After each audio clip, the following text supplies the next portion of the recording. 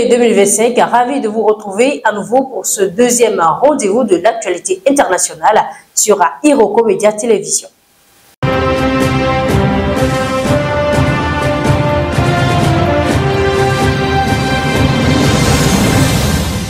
Nous ouvrons cette session par les nouvelles du Togo où les autorités togolaises mettent en garde la jeunesse contre de fausses promesses de bourse pour aller étudier en Russie.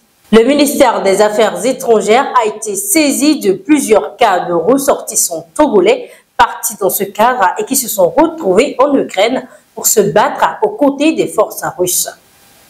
La société civile avait déjà alerté récemment sur un cas similaire, selon les autorités togolaises qui ont récemment été saisies de plusieurs cas. Elles n'en précisent toutefois pas le nombre. Selon le ministère togolais des Affaires étrangères, ces personnes sont principalement de jeunes étudiants qui auraient quitté le Togo dans le cadre de prétendues bourses d'études universitaires. Celles-ci auraient été proposées par des structures qui disent être basées en Russie. Ce n'est pas la première alerte. Il y a quelques semaines, le mouvement Martin Luther King dénonçait la situation de jeunes Togolais emprisonnés en Ukraine. Selon le mouvement, le jeune homme est parti en Russie en août pour poursuivre ses études. Mais une fois sur place, il est finalement envoyé sur le front ukrainien avant d'être capturé. Face à ce phénomène, les autorités togolaises appellent les jeunes à la plus grande vigilance avant de partir à étudier à l'étranger, en particulier en Russie. Ils doivent se rapprocher des services compétents, notamment du ministère de l'Enseignement supérieur, pour vérifier l'authenticité des offres qui leur sont opposées. Autre élément dans cette édition, les dirigeants d'une centaine de partis, les principaux du pays, se sont réunis jeudi 1er mai à Bamako pour convenir d'une stratégie commune. Les autorités de transition ont initié la mise en œuvre des recommandations issues des concertations des forces vives qu'elles avaient orchestrées et qui prévoient notamment la dissolution de tous les partis existants et l'installation du général Assimi Goïta à la tête du pays sans élection. Les partis politiques rendront public samedi 3 mai une déclaration commune lors de grands rassemblements à Bamako. Rendez-vous est donc donné à 14 h au Palais de la Culture de Bamako ce 3 mai.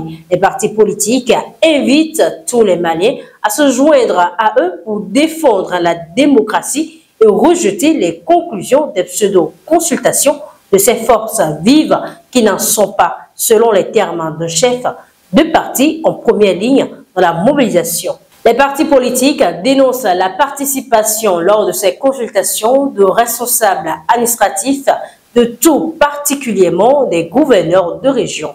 Ils ont joué le rôle de porte-parole.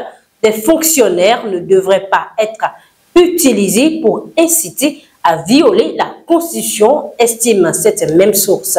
Une plainte sera déposée devant la justice malienne selon plusieurs chefs de parti qui indiquent qu'une équipe d'avocats doit être constituée en ce sens. Le processus de dissolution des partis a déjà été enclenché avec l'adoption mercredi 30 avril en Conseil des ministres d'un projet de loi abrogeant la charte des partis politiques. Ceux-ci vont s'opposer à cette disparition programmée, mais ce combat ne doit pas servir de diversion. Le projet d'élever Assimi Goïta au rang de président de la République et non plus de transition et de suspendre toute perspective d'élection pour une durée indéfinie jusqu'à la pacification du pays selon les termes officiels suscite l'indignation. Je cite, la transition doit finir en 2025, martèlent plusieurs chefs de partis qui comptent demander un chronogramme clair. Et pour finir, à la Maison-Blanche, Donald Trump a signé jeudi 1er mai 2025 un décret demandant un gestionnaire de l'investissement fédéral dans l'audiovisuel public de cesser de financer deux médias publics américains, la télévision PBS et la radio NPR, qu'il accuse d'être complètement biaisés. Je donne l'instruction au conseil d'administration du CPB Corporation for Public Bosquetine, le gestionnaire de l'investissement fédéral dans l'audiovisuel public, et à tous les départements et agences exécutives de cesser le financement fédéral de NPR et de PBS. Peut-on lire dans le texte qui ajoute qu'aucun média ne jouit d'un droit au financement public garanti par la Constitution. National Public Radio est le principal réseau de radiodiffusion publique des États-Unis et le Public Broadcasting Service est son équivalent pour la télévision.